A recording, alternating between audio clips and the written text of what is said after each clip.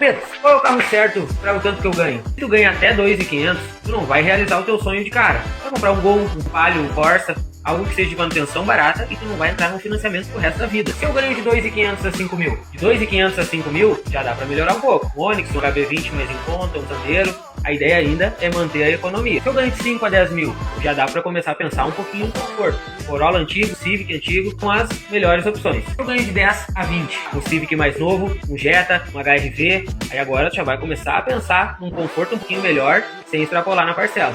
De 20 a 40, já vai começar alguns modelos de BMW, alguns modelos de Audi. Aqui a gente já começa a falar de conforto.